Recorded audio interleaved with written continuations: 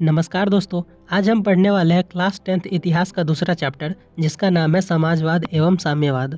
दोस्तों, इस चैप्टर में हमें 3 मुख्य टॉपिक पढ़ने हैं: समाजवाद, साम्यवाद और रूसी क्रांति। तो हम इसे एक एक करके अच्छे से समझ लेते हैं। तो सबसे पहले हम समझते हैं कि समाजवाद होता क्या है। तो समाजवाद एक ऐसी विचारधारा होती है जिसके तहत समाज के किसी भी वर्ग के साथ कोई भेदभाव नहीं किया जाता है, समाजवाद कहलाता है। अब देखो यार, समाजवाद को अच्छे से समझने के लिए हमें समझना पड़ेगा कि समाजवाद की उत्पत्ति कैसे हुई। तो 18वीं शताब्दी में औद्योगिक क्रांति हुआ था, जिसके वजह से समाजवादी भावना का उदय हुआ और 1827 ईस्वी में पहली बार समाजवाद शब्द का प्रयोग किया गया था।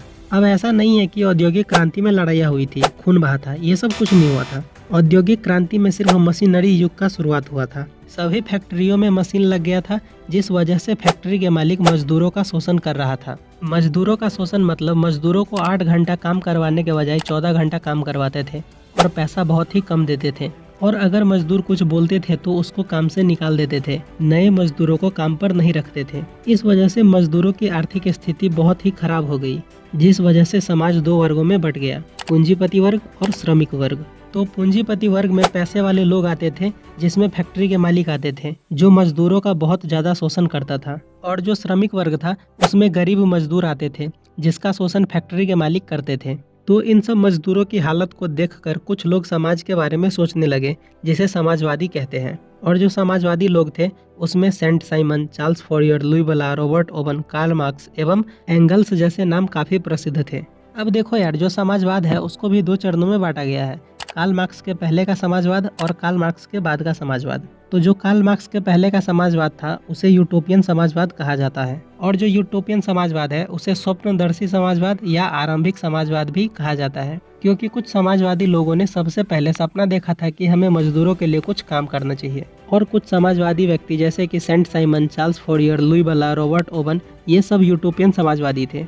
और जो कार्ल मार्क्स के बाद का समाजवाद था, उसे वैज्ञानिक समाजवाद कहा जाता है। अब देखो यार, जो समाजवादी व्यक्ति थे जैसे कि Saint Simon, Charles Fourier, Louis वला, रॉबर्ट ओवन, इन सब के बारे में हम थोड़ा थोड़ा समझ लेते हैं। तो सबसे पहले हम सेंट साइमन के बारे में समझते हैं। तो जो सेंट साइमन था, वो सबसे पहला यूटोपियन समाजवादी था। ये फ्रांस के रहने वाले थे। और सेंट साइमन का कहना था कि राज्यों और समाज को इस तरह से संगठित करना चाहिए कि लोग एक दूसरे का शोषण करने के बदले लोग एक दूसरे की मदद करें। अब देखो यार, होता ये था कि जो मजदूर सिर्फ 8 घंटा काम कर पाते थे, उससे ज़बरदस्ती 14 घंटा काम करवाते थे और उसके बदले बहुत ही कम पैसे देते थे। इसीलिए सेंट साइमन का ये कहना था कि सभी मजदूरों को उसकी क्षमता के अनुसार काम मिलना चाहिए और सभी मजदूरों को उसके काम के अनुसार पैसा मिलना चाहिए। तो अब हम समझते हैं चार्ल्स फॉरियर के बारे में। तो चार्ल्स फॉरियर आधुनिक औद्योगिकवाद का विरोधी था और उसका कहना था कि मजदूरों को छोटे नगर अथवा कस्बों में काम करना चाहिए, क्योंकि देखो यार, जो मजदूर होते हैं, अगर वो शहर में काम करने जाते हैं तो उसका शोषण होता है। इसीलिए चार्ल्स फॉरियर का कहना था कि मजदूरों को गांव तथा छोटे नगर में रहकर ही छोटे मोटे काम करने चाहिए, क्योंकि अगर वह शहर में आए तो उसका शोषण होगा। और चार्ल्स फॉरियर भी फ्रांस का ही रहने वाला था।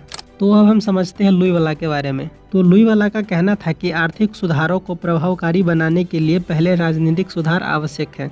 अब देखो यार, ये बात तो सही है कि आर्थिक सुधार से पहले राजनीतिक सुधार जरूरी है, क्योंकि अगर राज्य को चलाने वाला ही ठीक नहीं रहेगा तो राज्य का विकास कैसे होगा। जैसे कि तुम अपने बिहार को ही देख सकते हो, राजनीति के चक्कर में बिहार भारत का सबसे गरीब राज्य बन गया है। और जो लुई वला थे, वो भी फ्रांस के ही रहने वाले थे। तो अब हम समझते हैं रॉबर्ट ओवन के बारे में। तो रॉबर्ट ओवन एक ब्रिटिश उद्योगपति था, जो फ्रांस के बाहर सबसे महत्वपूर्ण यूटोपियन समाजवादी था। रॉबर्ट ओवन का कहना था कि औद्योगिकरण व्यवस्था के फलस्वरूप फैक्ट्री खुला है, उससे मजदूरों का शोषण हो रहा है। इसीलिए मजदूरों को शोषण से बचाने के लिए रॉबर्ट ओवन ने स्कॉटलैंड के न्यू लुनार्क नामक स्थान पर एक फैक्ट्री खोल दिया। रॉबर्ट ओवन ने मजदूरों के हित में सोचा और अच्छा काम किया, जैसे कि मजदूरों के मजदूरी को बढ़ा दिया, काम करने के घंटे को कम कर दिए और मजदूरों को रहने, खाने और इलाज का व्यवस्था कर दिया। अब देखो यार, रॉबर्ट ओवन ने मजदूरों के लिए अच्छा काम किया, लेकिन इससे भी कुछ ही मजदूरों की हालत ठीक हो पाई। अभी भी दुनिया में बहुत से मजदूर उसी हालत में जी रहे थे और उसका शोषण हो रहा था। अब देखो यार, ऐसा भी नहीं है कि Saint Simon, Charles Fourier, Louis वला, रॉबर्ट ओवन ये सब मजदूरों के लिए कुछ कर नहीं रहे थे। ये सब मजदूरों के लिए बहुत कुछ कर रहे थे, लेकिन फिर भी दुनिया के मजदूरों की हालत वैसी ही थी, क्योंकि उन लोगों से कुछ न कुछ गलती हो रहा था। ये लोग मजदूरों के लिए जिस तरह से लड़ रहे थे वो तरीका ही गलत था, और ये चीज समझ गया कार्ल मार्क्स कि कुछ अलग तरीका से मजदूरों के लिए लड़ना पड़ेगा, क्योंकि जो समाजवादी व्यक्ति थे इन सब से कुछ हो नहीं रहा था।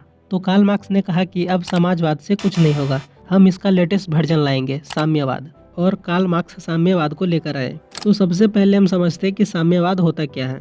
तो साम्यवाद भी एक ऐसी विचारधारा है जिसमें सर्वहारा वर्ग के प्रभुत्व को स्वीकार किया जाता है और समाज में रहने वाले किसी भी वर्ग के साथ कोई भेदभाव नहीं किया जाता है, साम्यवाद कहलाता है।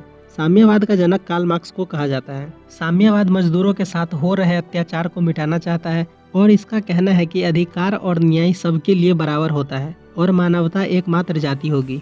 तो अब हम समझते हैं कार्ल मार्क्स के बारे में। तो कार्ल मार्क्स का जन्म 5 मई 1818 को जर्मनी के राइन प्रांत के टियर नगर में एक यहूदी परिवार में हुआ था। कार्ल मार्क्स के पिता का नाम हेनरिक मार्क्स था, जो कि एक प्रसिद्ध वकील थे। कार्ल मार्क्स ने यहूदी धर्म को छोड़कर ईसाई धर्म अपना लिया था। कार्ल मार्क्स ने अपनी शिक्षा बोन एवं बर्लिन विश्वविद्यालय से पूरा किया था।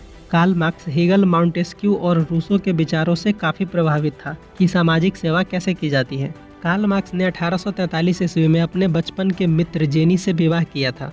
देख रहे हो यार, कार्ल मार्क्स बचपन से ही कितना बड़ा लौंडियाबाज इंसान था। मेरा मतलब है कि कार्ल मार्क्स ने बचपन में ही एक लड़की से दोस्ती किया और धीरे धीरे दोस्ती प्यार में बदला और फिर उसने शादी कर ली। भैया जब कार्ल मार्क्स लौंडियाबाजी कर सकता है तो हम क्यों नहीं, हम भी लौंडियाबाजी करेंगे। अबे चुपचाप पढ़ाई पे ध्यान दे ले नालायक। तो देखो यार, कार्ल मार्क्स ने 1843 ईस्वी में जेनी से शादी किया और ठीक एक साल बाद 1844 ईस्वी में अपनी पत्नी, घर परिवार सबको छोड़कर पेरिस चले गए मजदूरों के हक के लिए लड़ने। जब कार्ल मार्क्स पेरिस पहुंचा तो उसकी मुलाकात फ्रेडरिक एंगल्स से हुई और उन दोनों में बहुत गहरी दोस्ती हो गई। कार्ल मार्क्स ने 1867 ईस्वी में दास कैपिटल नामक पुस्तक की रचना की, जिसे समाजवादियों का बाइबल भी कहा जाता है। और 65 वर्षों की आयु में 1883 ईस्वी में कार्ल मार्क्स की मृत्यु हो जाती है।